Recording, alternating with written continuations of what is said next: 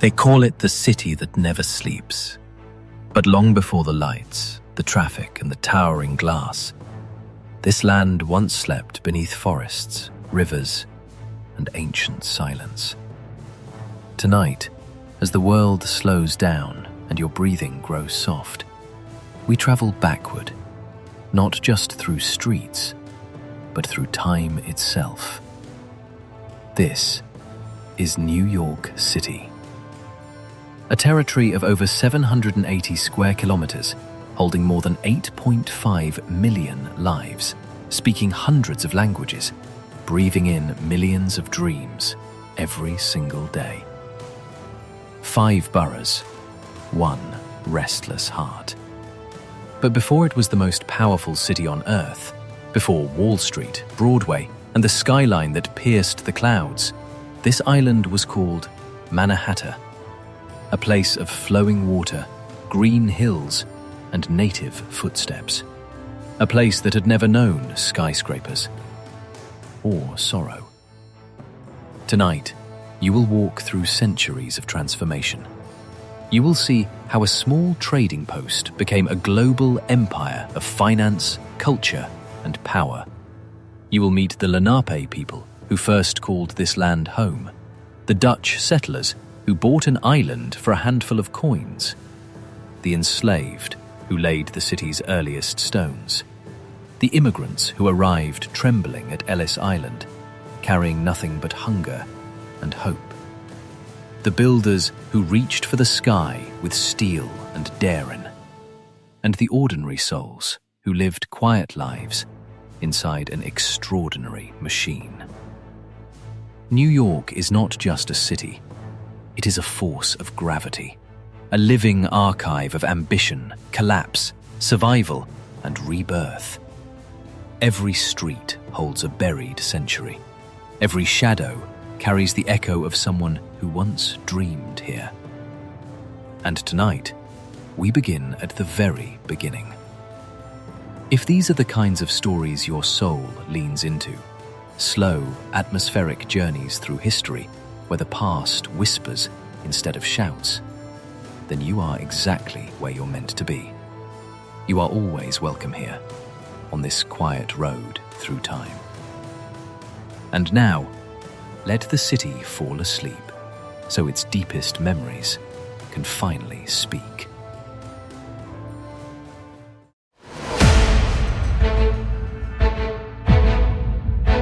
Chapter 1. Before the city had a name.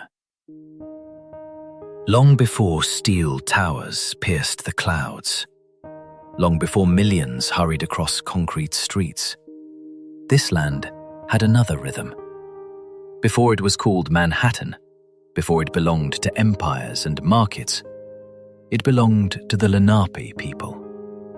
For thousands of years, the Lenape lived along the rivers and forests of what is now New York Harbor. They did not build upward, they built outward, with the land, not against it. Dense oak forests covered the island. Freshwater streams ran where subway tunnels now lie buried. In the spring, wild berries ripened. In the fall, deer moved quietly between the trees. The Lenape followed the seasons as one follows a slow, ancient clock. They called this island Manhattan, the place where wood is gathered for bows. It was not wilderness to them. It was home. The Lenape traded along vast routes stretching deep into the continent. Canoes glided through rivers like silver threads connecting distant worlds. They exchanged corn, furs, and shell beads known as wampum, which carried both economic and spiritual meaning. Their world moved by reciprocity, not by ownership. Land could not be bought, only shared.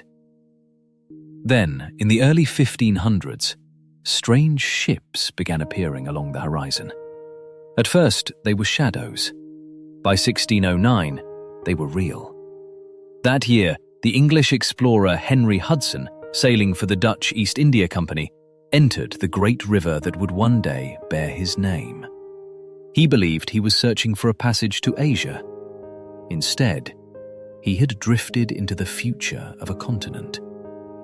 Hudson wrote of towering trees, fertile soil, and abundant wildlife. His descriptions awakened a dangerous hunger in Europe, the hunger for furs. By the early 1600s, beaver pelts had become one of the most valuable commodities in the world. Felt hats made from beaver fur were symbols of wealth and stature across Europe, and the rivers of North America swam thick with beaver. Merchants followed the fur. Traders followed the merchants. Empire followed them all. In 1624, the Dutch returned, this time not as explorers, but as settlers. They built a small trading post at the southern tip of Manhattan. It was not yet a city. It was a frontier outpost of wood and mud, perched at the edge of a vast, unknown world. They called it New Amsterdam. To the Dutch, this land was raw potential, ports, warehouses, profit. To the Lenape, it was something far older. The two worlds met not with thunder, but with quiet transactions. Beads for furs, knives for skins. Language passed through hands instead of words. At first, it seemed peaceful, but each exchange shifted the balance, unseen. The Lenape did not understand conquest. The Dutch did. By the time the first wooden walls rose at the southern edge of the island, the identity of Manhattan had already begun to change. What had once moved to the rhythm of seasons now began to move to the rhythm of ships. Tides replaced time. Profit replaced harmony. And in the quiet forests of Manhattan, the first heartbeat of the city quietly began to form, long before anyone knew what it would become. Chapter 2. The City That Was Bought for $24, 1624 to 1664. In the early mornings of New Amsterdam, the harbour was never silent. Wooden ships creaked against the docks. Seagulls cried overhead. The tide carried the smell of salt, tar, and wet timber through the narrow dirt streets.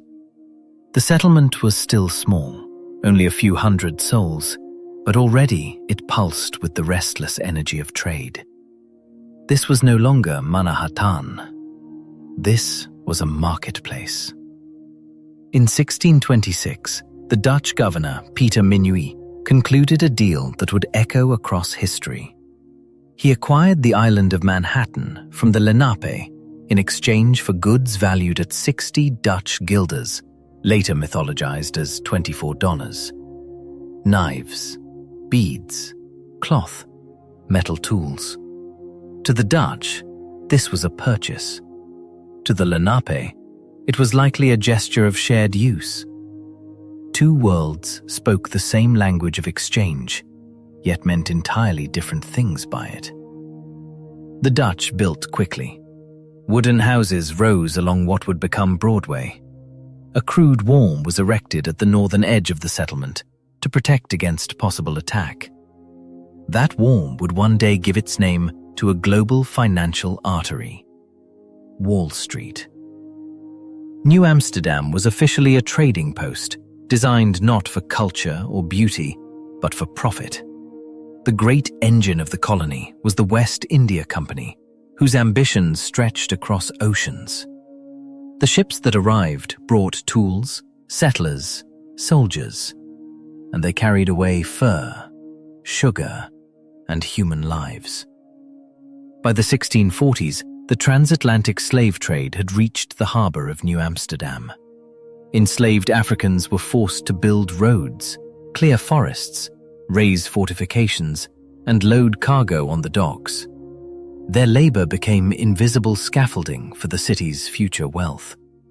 New York would be built on water, stone, and shadow. The settlement grew tense. Conflicts between Dutch settlers and the Lenape escalated into brutal violence during Kieft's War in the 1640s. Villages were destroyed. Trust collapsed. The original guardians of the land were pushed farther from the place that once belonged entirely to them. Yet New Amsterdam kept growing. By 1660, it had become a rough, chaotic port of about 1,500 people: Dutch, Germans, Jews fleeing persecution in Europe, Africans in bondage. It was already a city of immigrants, layered with languages and beliefs. Then, in 1664, the world changed without a single battle. British warships entered the harbour. Their cannons were aimed. The Dutch governor, Peter Stuyvesant, wanted to fight. The citizens did not. The odds were hopeless. And so, without bloodshed, New Amsterdam surrendered to the English crown. The Dutch flag was lowered. The English flag rose. And the city was renamed New York in honor of the Duke of York, the future King James II. No walls were broken. No buildings fell. But the destiny of the city shifted forever. Under English rule, the harbour expanded. Trade accelerated. Slavery deepened. New York became a crucial node in the growing machinery of the British Empire, moving sugar from the Caribbean, grain from the mainland, goods from Europe. The rhythms of the port grew faster. Wealth concentrated. Inequality sharpened. The island that had once been forest and stream had become a hinge of global commerce. And yet, beneath the sound of sails and chains, another tension was quietly growing between empire and identity. The city had been bought, then captured. Soon, it would learn to resist. Chapter 3: Fire, Revolution, and a New Nation. 1765 to 1800. By the mid-18th century, New York was no longer merely a port of empire. It had become a city of whispers and unrest. British banners still flew above its streets. Royal soldiers marched along the docks. Taxes rose. Trade tightened. And beneath the clatter of horses' hooves and ship rigging, something invisible was spreading: the idea of rebellion. In 1765, Parliament passed the Stamp Act, taxing paper, contracts, newspapers, every breath of daily life. In taverns and print shops, anger simmered. Merchants organized boycotts. Crowds filled the streets near City Hall. For the first time, New York felt itself becoming more than a colony. It was becoming a voice. When revolution finally erupted in 1775, New York stood at the heart of danger. Everyone knew the city was the key to the war. Whoever controlled its harbor controlled the lifeblood of the colonies. That summer, George Washington arrived. He walked among half-built defenses and nervous citizens. He knew the truth. New York was nearly impossible to hold. British naval power was overwhelming. And yet, for a fleeting moment, the city became a symbol of fragile hope. Then came the night of September 21st, 1776. A fire broke out in Lower Manhattan. Flames leapt from rooftop to rooftop, driven by wind and panic. Entire blocks vanished into smoke. Churches collapsed. Homes of the wealthy and poor alike were reduced to embers. Nearly a quarter of the city was destroyed. No one ever proved who started it. Some whispered of patriot sabotage, others blamed accident. But the fire achieved one thing beyond doubt. It broke the city. British forces soon took full control of New York. For the rest of the war, it became the main British stronghold in North America. Loyalists flooded in. Patriots vanished into prisons, exile, or silence. Disease spread through overcrowded ships and barracks. New York endured the revolution in occupation, watching freedom burn from the outside. Then, in 1783, the war ended. On Evacuation Day, British troops departed. Their ships slipped quietly out of the harbor, and once more, George Washington rode into New York, this time as the victor. The city rang with bells. The war was over, but the nation was only beginning. In 1789, on the balcony of Federal Hall at the edge of Wall Street, George Washington took the oath of office as the first president of the United States. For a brief, luminous moment, New York became the capital of the new republic. The heart of government beat beside the harbor. Banks formed where taverns once stood. Merchants replaced redcoat officers. Paper money replaced cannon.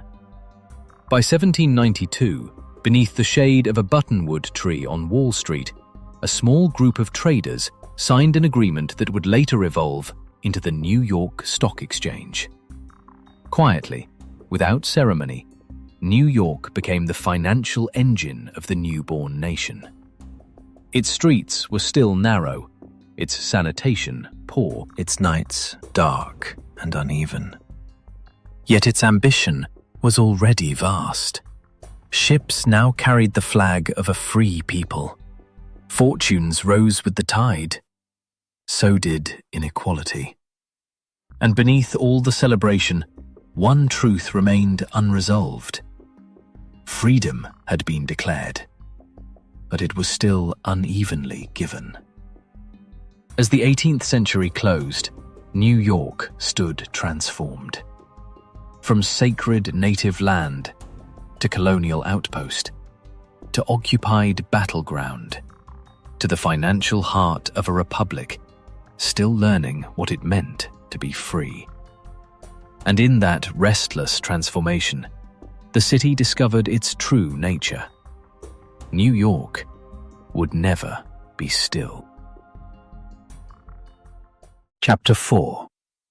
The City That Learned to Grow Up, 1800 to 1860. At the dawn of the 19th century, New York was still a modest city, pressed tightly against the southern tip of Manhattan. Dirt roads, wooden houses, horse carts rattling through narrow streets. Fewer than 100,000 people called it home. No one yet imagined how vast it would become. Then, in 1825, everything changed. The Erie Canal opened. It didn't look magnificent at first, just a narrow waterway stretching from the Hudson River to the Great Lakes. But invisibly, it rewired the destiny of an entire nation. Grain from the Midwest, timber from the frontier, raw materials from distant settlements, all of it now flowed directly into New York Harbor. The city became the gateway between America's heartland and the world. Merchants grew rich, warehouses multiplied, docks stretched farther into the river. Ships arrived not just with cargo, but with people. By the 1830s and 1840s, a human tide began to pour into New York. Irish fleeing famine, Germans escaping repression, Italians dreaming of work, Jews seeking safety, families with nothing but names and hope. They arrived exhausted, seasick, frightened, and were swallowed instantly into the city's expanding body. Manhattan began to breathe outward. Streets were carved northward, tenements stacked sky high. Where farms once lay quiet beneath the sun, rows of brick buildings now pressed shoulder to shoulder. Yet growth came with a shadow. In the heart of Lower Manhattan, a neighborhood formed whose name would echo through history. 5 Points.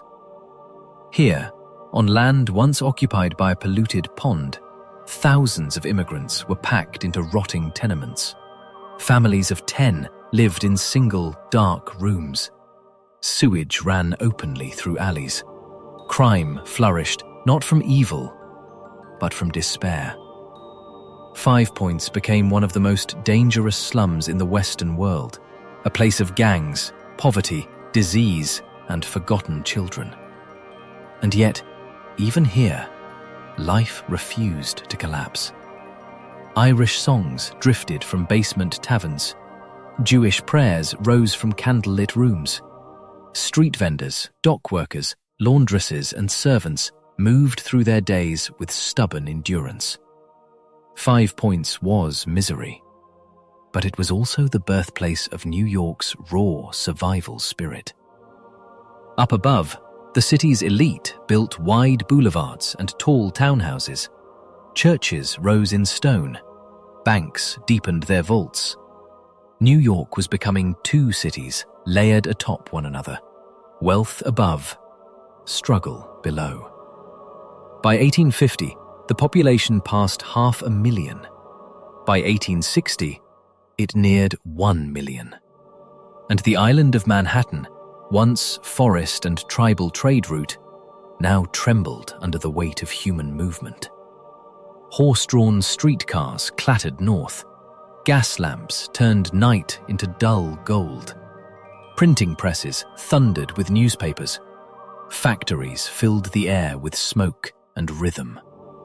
The city no longer slept in darkness. It only dimmed. New York had learned something essential: how to grow without asking permission. It absorbed people, languages, hunger, ambition, and sorrow. It devoured not just land, but time itself, turning generations into stepping stones. Yet beneath all this expansion, another tension was tightening across the nation. Between north and south, between industry and plantation, between the promise of freedom and the reality of slavery. And soon, that tension would tear the country apart. New York, swollen with people and power, was about to be tested by war. Not from across the ocean this time, but from within its own soul. Chapter 5. Gilded Age and the Vertical Dream, 1860 to 1910. When the Civil War ended in 1865, America was wounded, but awake. And New York, once again, stood at the center of what came next. Money surged into the city like a rising tide. Railroads stitched the continent together. Steel replaced wood. Oil replaced muscle. Banks replaced kings. This was the beginning of what history would later call the Gilded Age, a time of dazzling wealth layered over deep inequality. On Fifth Avenue, marble mansions rose behind wrought iron gates. Inside, crystal chandeliers floated above silk dresses and whispering fortunes. The Vanderbilt family built entire palaces just to prove they could. The Morgans controlled the nervous system of finance. The Rockefellers turned oil into an empire that reshaped the modern world. Their names became symbols of power so vast it barely felt human. But power needs monuments. In 1883, after 14 years of death, delay, and daring, the Brooklyn Bridge opened. It was unlike anything the world had ever seen. Steel cables, thicker than battleship armor, stretched across the East River. Granite towers rose like medieval cathedrals. On opening day, more than 150,000 people crossed it on foot, astonished, fearful, and proud. For the first time, Brooklyn and Manhattan were permanently joined. The city was no longer spreading only outward, it was rising upward. In 1890, a strange new building appeared at 57 Broadway. It was only 10 stories tall, but it changed everything. It was one of the world's first skyscrapers. Steel skeletons replaced solid stone. Elevators replaced stairwells. Height was no longer limited by muscle, but by imagination. Soon, towers began to climb. The Flatiron Building sliced the skyline in 1902. The Singer Tower pierced the clouds. The skyline turned into a forest of ambition.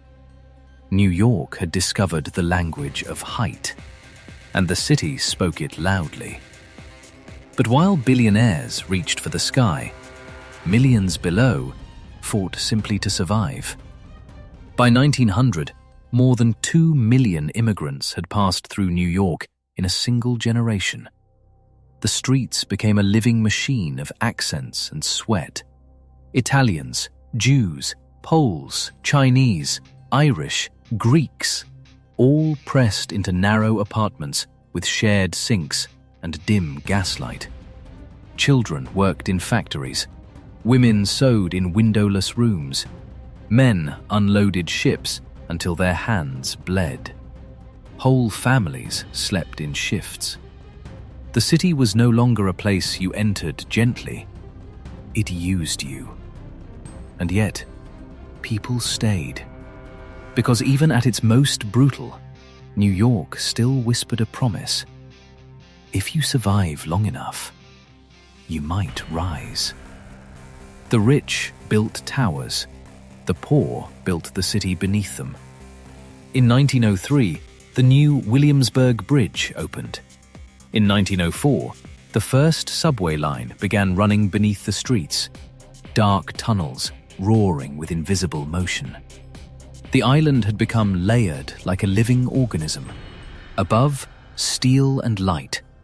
Below, steam and shadow. And somewhere between the penthouses and the tenements, a new idea was struggling to be born. That the city could be more than wealth. That it could also be just.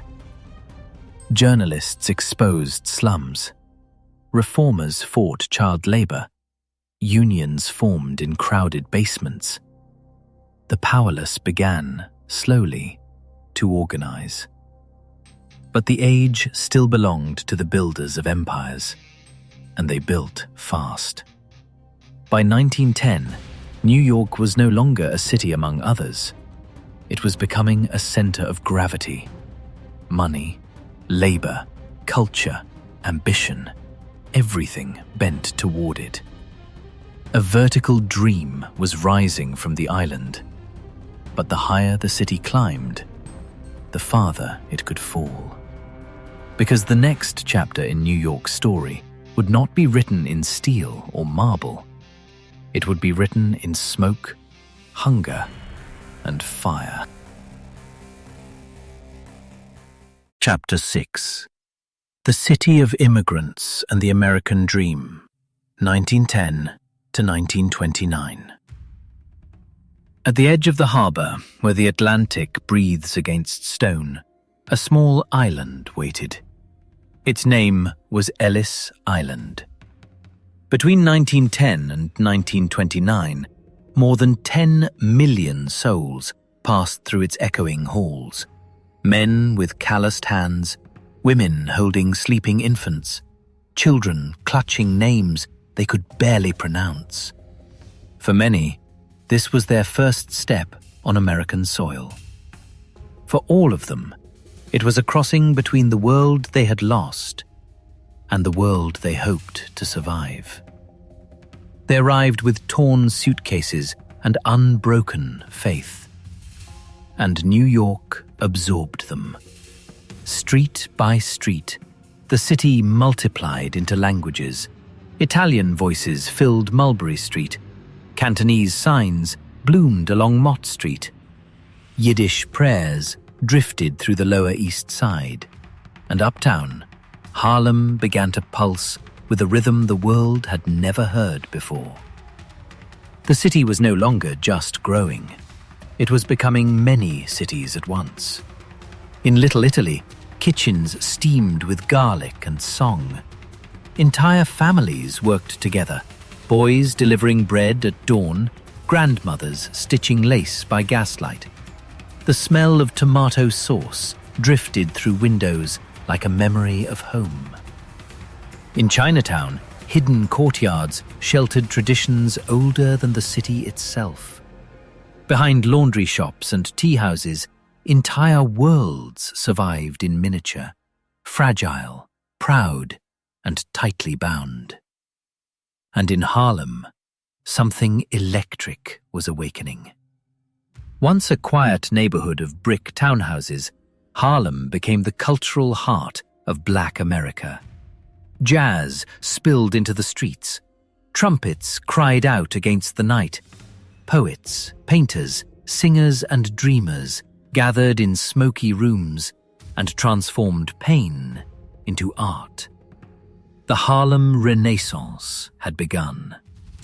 For the first time, Black voices were not just surviving, they were shaping the sound of a generation. Down south in Manhattan, another music was rising, not from instruments, but from money. The war in Europe had left America rich, and nowhere was that wealth louder than on Wall Street. Stocks soared. Fortunes appeared overnight. Clerks became investors. Shoeshiners whispered market tips. Banks stretched higher than ever into the skyline. The city believed it had discovered a machine that could only move upward. They called it the American Dream. A dream that promised, if you arrived with nothing and worked hard enough, you could become anything. And for a brief, blinding moment, it almost seemed true. By the roaring 20s, New York glittered. Dance halls pulsed with flappers and forbidden liquor. Speakeasies hid behind barbershops and bakeries. Prohibition tried to silence the city's thirst, but only taught it to drink in whispers. The subway ran all night. The streets never slept. Light spilled from theatre marquees and mirrored ballrooms. But behind every neon promise, a quieter truth waited. Most immigrants remained poor. Families still packed into airless apartments. Child labor never decorating. It only moved indoors. Dreams were everywhere, but security was rare. The ladder upward was crowded, and many climbed until their hands gave out. Yet still they came. Because even the illusion of possibility was stronger than certainty back home. By 1929, the city stood at its most confident point yet. More people, more money, more noise, more height. New York had become the beating heart of a nation that believed it had outrun hardship forever. But dreams that grow too fast often forget their roots. And as Wall Street reached for the heavens, the ground beneath it was already beginning to crack. Chapter 7. When the Lights Went Out. 1929 to 1939. On the morning of October 29th, 1929, the city woke as it always had. Subways rumbled beneath the streets. Clerks hurried toward offices. Coffee steamed in small porcelain cups. And on Wall Street, the heart that had pumped gold into the veins of New York for a decade stopped. By the end of the day, fortunes had vanished like breath on glass. Stocks fell without floor. Men who had been wealthy at breakfast stood ruined by nightfall. The crash did not sound like thunder. It sounded like silence. Deep, stunned, impossible silence. New York, the city that never slept, had blinked. And when it opened its eyes, the world had changed. Within months, millions across America were unemployed. In New York alone, long lines of men formed outside soup kitchens before dawn. Former bankers stood beside dock workers, storekeepers beside musicians, all clutching tin cups, all reduced to waiting for bread, waiting for work, waiting for a future that had quietly stepped away. The American dream had not died, but it had fallen into a deep, trembling sleep. Across vacant lots and park edges, makeshift villages rose from scrap wood and rusted tin. They called them Hoovervilles, named after President Herbert Hoover, whom many blamed for their suffering. Fires burned in oil drums. Children learned to walk on dirt instead of sidewalks. Cardboard walls tried and failed to keep out winter. At night, the wind whispered through broken boards, and the city listened. Skyscrapers still pierced the sky, but inside many offices, lights no longer turned on. Theaters dimmed. Factories slowed. Even Broadway felt quieter, its laughter strained, thinner. And yet, New York did not collapse. It endured. Street musicians played for coins. Artists painted hunger. Writers captured despair with trembling hands. Neighbors shared coal. Churches became shelters.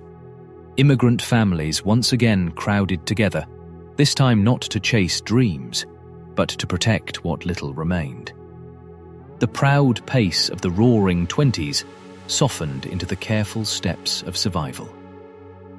In 1933, help finally arrived with a new voice on the radio. Franklin D. Roosevelt spoke of a New Deal. Civilian work programs spread across the city. Men were hired to build roads, schools, bridges, and parks. Artists were paid to paint murals and record history. Musicians were funded to keep sound alive. Libraries grew, dams rose. Wages were small, but dignity returned.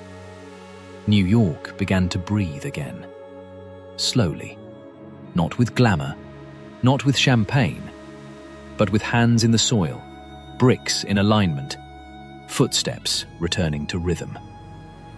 Yet the shadows lingered. In tenements, families whispered about eviction. In bread lines, men avoided each other's eyes. In quiet apartments, radios played softly, so hunger would not sound so loud. The city still stood tall, but now it trembled beneath its steel skin. By the late 1930s, recovery had begun, but the wound had not healed. The people had learned a hard truth. The machine that lifted them could also break them without warning. And somewhere beyond the ocean, another storm was gathering. A storm that would soon pull New York and the entire world into fire once more. Chapter 8. The War That Changed Everything, 1939 to 1945. In September 1939, when the first bombs fell on Europe, New York was still wrapped in the fragile quiet of recovery. Across the Atlantic, cities burned. Nations fell. Borders vanished overnight.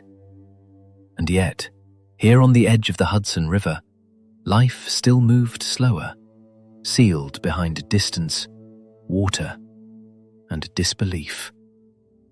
But war has a way of crossing oceans. By December 7th, 1941, after the attack on Pearl Harbor, the war arrived at America's doorstep. And New York changed, at once and forever. The harbors awakened first.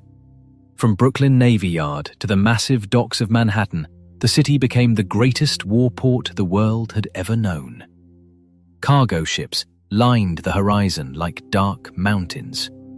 Cranes lifted tanks instead of crates of fruit. Convoys slipped quietly into the Atlantic under cover of night. Food, fuel, steel, ammunition, medicine. All flowed outward from New York, toward Europe, toward Africa, toward the Pacific. The city no longer exported dreams. It exported survival. Inside the factories, a second transformation unfolded.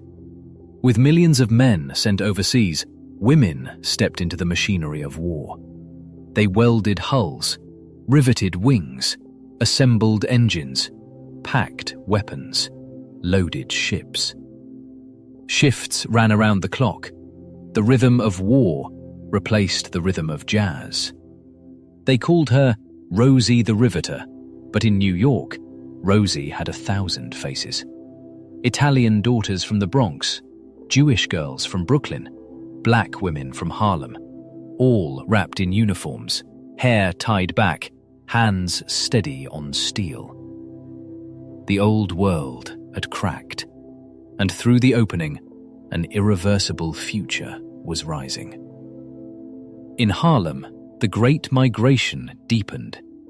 African American families arrived from the South to fill wartime jobs. The neighborhood pulsed with movement, music, labor, hope, tension. Jazz clubs still hummed, but now beneath them echoed the footsteps of history shifting its weight. At the same time, New York became a doorway for exile. Jewish refugees arrived with hollow eyes and trembling papers, survivors of a Europe that no longer existed. Some carried nothing but violin cases, others only silence. They rebuilt lives in crowded apartments, language wrestling into memory, grief folded into daily routines.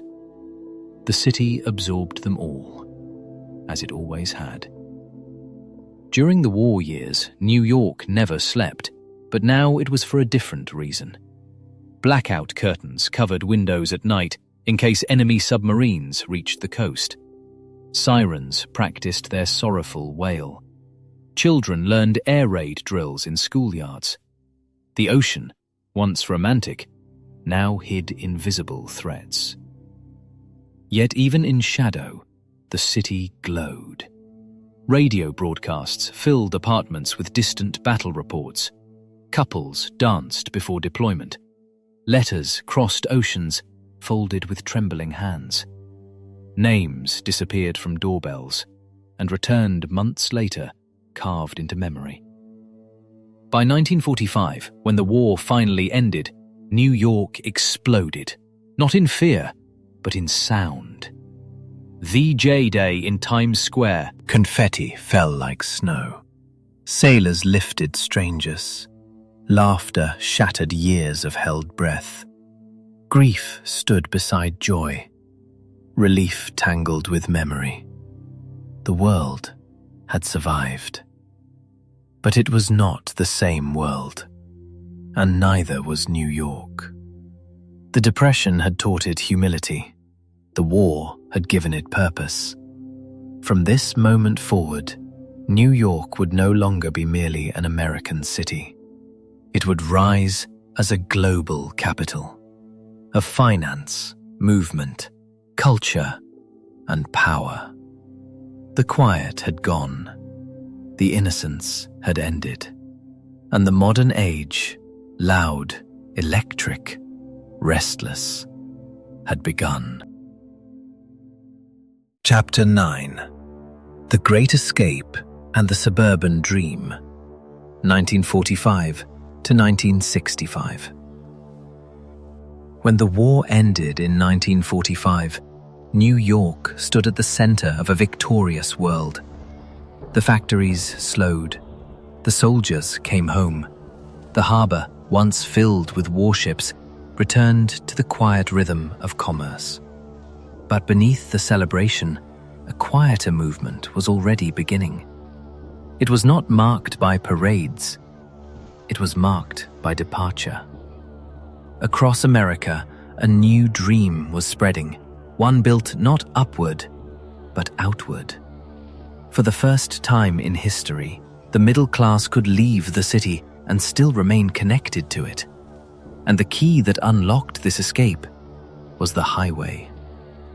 In 1956, President Eisenhower signed the Federal Aid Highway Act, launching the largest road-building project the world had ever seen. Concrete veins stretched across the nation. Bridges rose. Tunnels deepened. New York was no longer an island. It became a hub in a vast suburban web. Beyond the city, entire towns appeared almost overnight. Levittown on Long Island, rows of identical houses lined like quiet thoughts. Each home had a lawn, a television, a driveway, space, silence. Inside, the post-war family gathered around glowing screens. Television replaced street corners. Suburban kitchens replaced factory whistles. The rhythms of everyday life softened. For many, it felt like freedom. For Manhattan, it felt like a slow bleeding. This movement would later be called white flight. As government-backed mortgages made suburban homes affordable, millions of white middle-class families left the city behind. They crossed bridges each morning to work downtown and crossed back at night to sleep in safety and quiet. Those who remained were often the poor, the elderly, and the communities of color who had fewer paths of escape. The balance shifted. Tax money followed families into the suburbs. Neighborhoods that once thrived on density grew thin and hollow. Small businesses closed. Buildings darkened floor by floor. Manhattan was still the world's stage, but behind the curtain, the city was losing its audience. Inside many neighborhoods, silence replaced noise, not the peaceful silence of rest, but the uncertain silence of transition. The television inside suburban homes told a different story. It promised endless prosperity, smiling families, bright kitchens, new cars, a future that could be purchased in monthly installments. New York no longer shaped imagination alone. Now the screen did. The city that had once created dreams now competed with them. By the early 1960s, the change was visible in quiet details. Subway cars aged. Apartment buildings decayed slowly from the inside. Infrastructure strained beneath shrinking budgets. Some streets dimmed earlier each night. The exodus did not happen all at once. It happened one moving truck at a time, one family at a time, one farewell at a time. And yet, despite the quiet loss, the city still breathed with enormous force. Artists, immigrants, dreamers, survivors, those who could not leave and those who chose not to, remained. New York had emptied in one direction, but it was already beginning to fill in another. The suburban dream promised safety, but the city still held mystery. And mystery, more than comfort, would always be New York's true currency. By 1965, the Great Escape was complete. The highways were built, the suburbs were full, and Manhattan stood at a strange crossroads, not yet broken, but no longer whole. Ahead waited turbulent decades of struggle, sound, rebellion, and reinvention.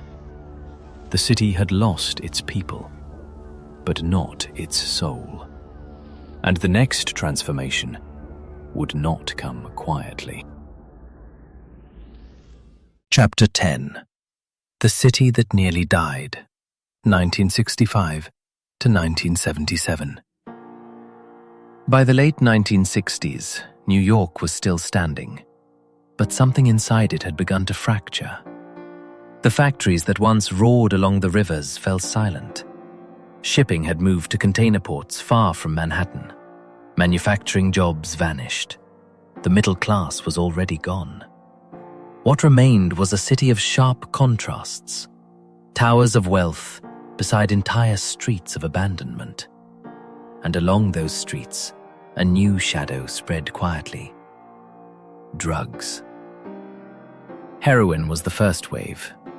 It slipped into neighborhoods already weakened by poverty and neglect. Addiction emptied apartments faster than moving trucks ever had.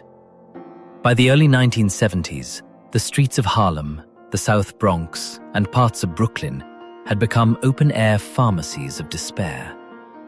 With drugs came crime. Muggings became routine.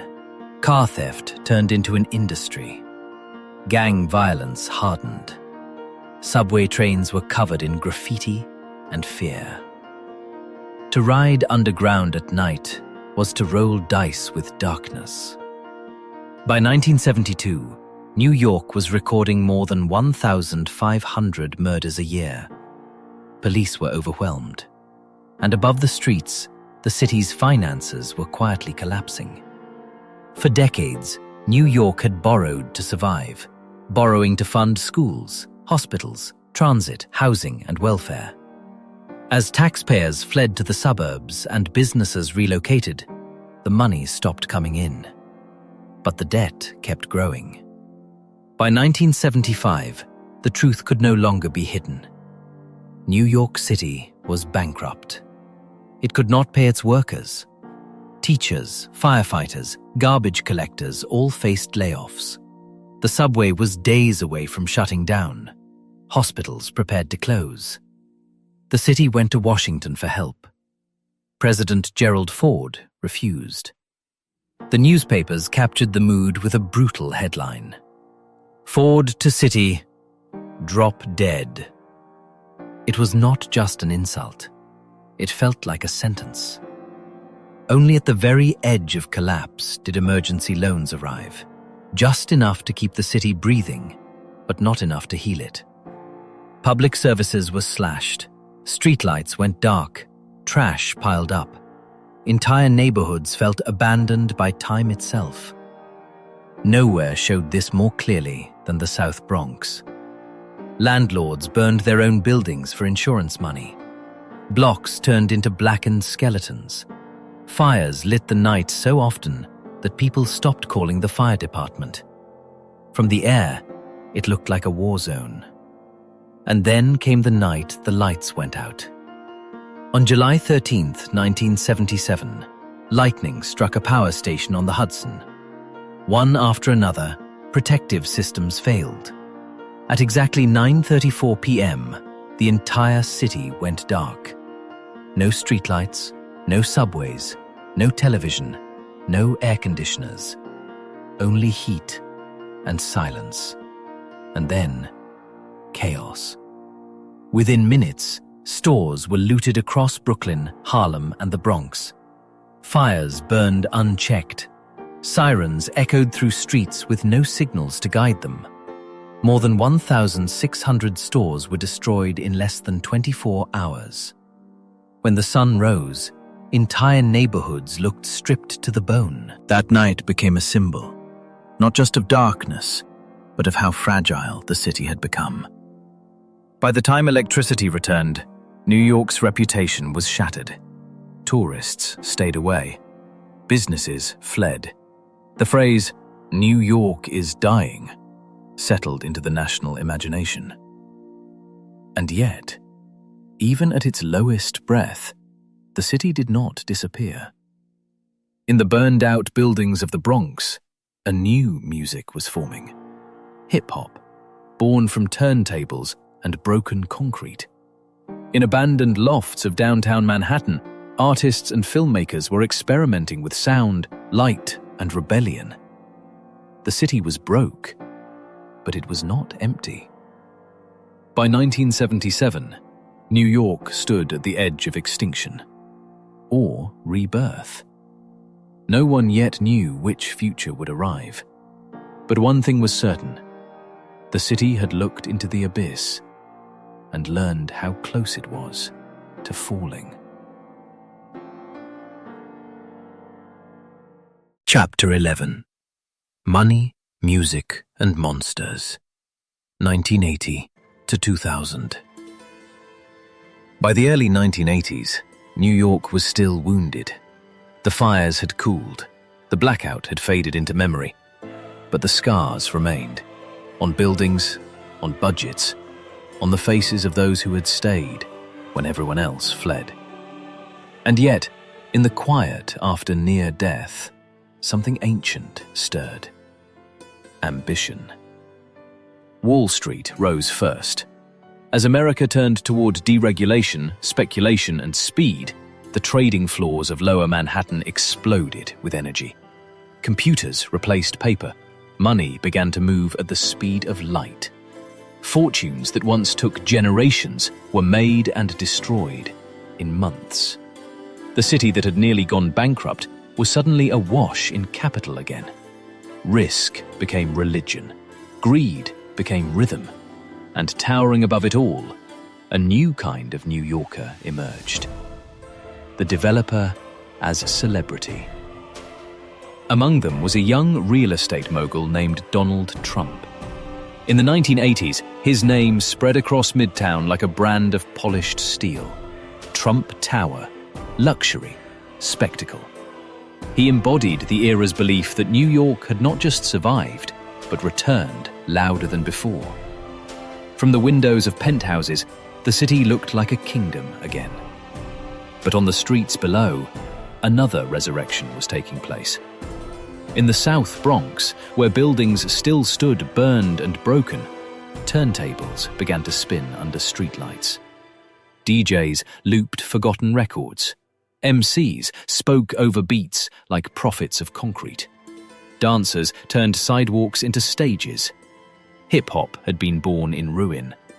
Now it was spreading across the world. By the mid-1980s, names like Run DMC, Public Enemy, LL Cool J, and later Nas, Biggie Smalls, and Jay-Z carried the sound of New York into every corner of the planet. The city's pain became rhythm. Its survival became poetry. Graffiti, once dismissed as vandalism, transformed subway cars into moving galleries. Bright signatures rushed through underground tunnels like secret alphabets of rebellion. New York was speaking again, not in one voice, but in millions. By the 1990s, the transformation accelerated. A new mayor, Rudy Giuliani, launched aggressive policing to reclaim the streets. Crime dropped, sharply, controversially. Times Square, once a district of adult theaters and neon decay, was scrubbed clean and reborn as a tourist kingdom of lights, costumes, cameras, and commercial fantasy. Disney arrived. So did global investors. Foreign money poured into Manhattan. Luxury apartments replaced abandoned lofts. Warehouses became galleries. The starving artists of the 1970s were replaced by collectors and curators. Neighborhoods that once feared extinction were renamed with new identities. Soho, Tribeca, Meatpacking District. The city was rising, not as it had been, but as something new, global, glossy, unreachable to many who had once saved it. By the late 1990s, New York had become a world capital again, not of industry, but of finance, media, fashion, and spectacle. The skyline glittered with confidence. The subways, once ruled by fear, pulsed with commuters and tourists. The monster of the 1970s seemed finally defeated. And then, at the turn of the millennium, as fireworks prepared to crown the year 2000, few could sense what quietly waited beyond the edge of celebration.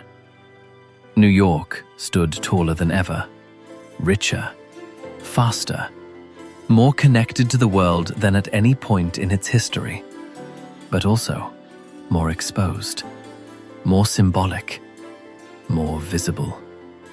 The city that had survived fire, bankruptcy, and darkness now glowed at the center of a global stage, unaware that its greatest test was no longer beneath its streets, but rising silently in the sky. Chapter 12. When the Sky Fell and the City That Refused to Die. 2001 to now.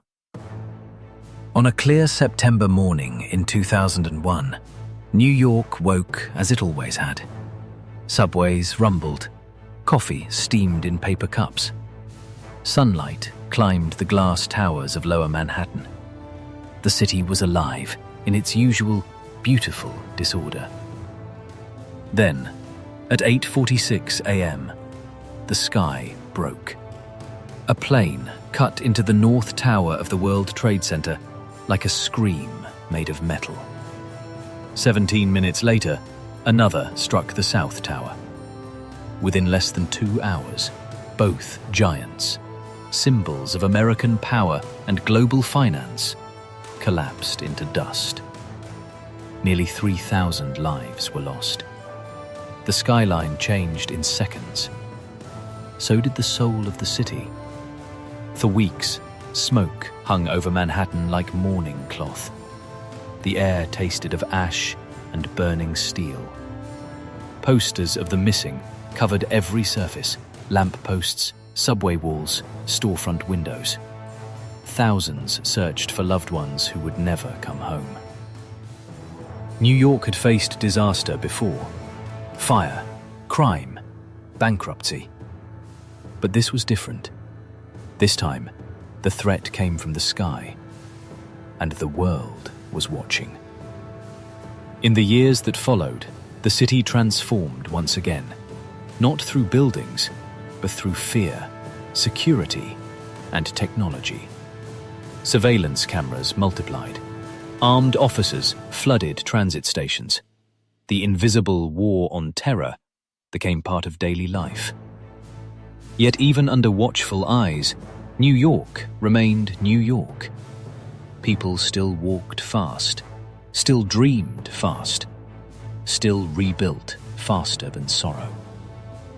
At ground zero, cranes rose where ruins once smoked. And finally, a new tower reached upward. One World Trade Center, taller than all before it. A scar turned into a monument. A wound turned into willpower. The message was silent, but unmistakable. You can hit us, but you cannot erase us. Then, almost 2 decades later, another sky fell. This time it came without fire, without explosion, without warning. In March 2020, a virus emptied the city. COVID-19 swept through New York with terrifying speed. Sirens replaced music. Hospitals overflowed. Refrigerated trucks lined the streets to hold the dead. Broadway went dark. Times Square, once a sea of neon and humanity, stood silent beneath blinking billboards, with no one to see them. For the first time in its modern history, New York stopped moving. Millions locked themselves into small apartments above quiet streets. The city that never slept lay awake in fear. From windows, people sang to strangers. Nurses and doctors walked into danger each morning, while the rest of the world stayed still. Once again, the city hovered between life and death. And once again, it refused to disappear. By 2021, people returned, cautiously at first, then suddenly, wildly.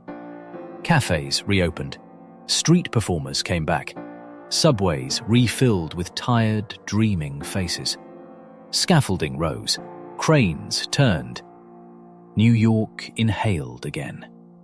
Not unchanged, not unscarred, but unbroken. Today, in the 2020s, New York is no longer just a city of steel and concrete. It is a living organism, one that sheds and regrows, one that absorbs tragedy and transforms it into motion. It is watched by satellites, mapped by algorithms, traded by global markets. Yet its true power still lives in something simple. Millions of strangers sharing the same sidewalks, chasing different dreams, inside the same restless heartbeat. Immigrants still arrive with one suitcase and impossible hope. Artists still arrive with empty pockets and full visions. The rich still rise, the poor still struggle. And between them, the city keeps breathing, loud, imperfect, unstoppable. New York is not immortal because its buildings survive. It is immortal because its people refuse to stop imagining a future. From the Lenape fishing on untouched shores, to Dutch traders, to enslaved laborers, to factory workers, to jazz musicians, to hip-hop poets, to firefighters climbing burning stairwells, to nurses in silent pandemic wards. All of them carried the same invisible inheritance, the belief that tomorrow is still possible. Tonight, as lights shimmer across the rivers and millions of windows glow like a constellation fallen to earth, the city tells the same ancient story it has always told. Rise, fall, and rise again. New York is not just a place. It is a trial by fire, a promise carved into stone, a city of strangers who somehow share the same dream. If this journey through New York moved you, if you felt the weight of its shadows and the pull of its light, then you already understand what this channel is about. Stories that breathe, history told like memory, cities that feel alive. Subscribe to the channel if you want to continue traveling through time with us. Like the video if New York left a mark on you tonight. And comment below, which moment in this story affected you the most? Because somewhere out there, another city is waiting to tell its story, and we'll be there to listen.